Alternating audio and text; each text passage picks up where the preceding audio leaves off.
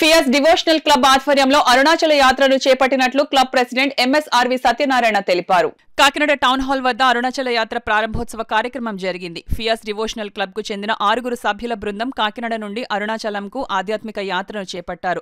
ఈ సందర్భంగా club president Satyanarayana మాట్లాడుతూ ప్రజల్లో ఆధ్యాత్మికత భావనను పెంపొందించే లక్ష్యంతో యాత్రను నిర్వహించేందుకు నాందిగా తొలుత అరుణాచల యాత్రను చేపట్టినట్లు వెల్లడించారు.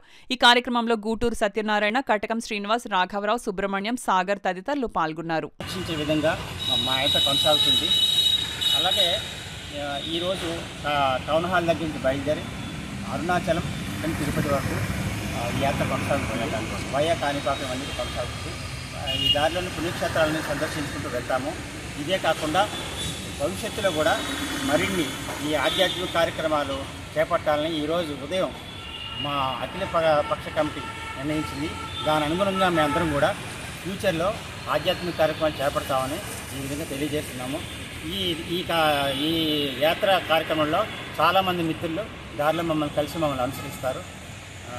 ఇంకా ఈరోజు ఈ కార్యక్రమంలో మా మిత్రులు గూటూరు సత్యనారాయణ, కటకం శ్రీనివాసరావు, శ్రీ ఎన్వివి సుబ్రహ్మణ్యం, శ్రీ పివి రాఘవరావు అండ్ జ్ఞానసాగర్ వీరంతా వస్తున్నారు. ఇలాగే చాలామంది మిత్రులు కూడా ఈ ఫ్యూచర్లో కూడా మేము అందరం కలిపి ఆధ్యాత్మిక కార్యక్రమంలో కాకినాడలో కాకుండా పరిసర ప్రాంతాల్లో కూడా నిర్వహించాలని అనుకుంటున్నాము.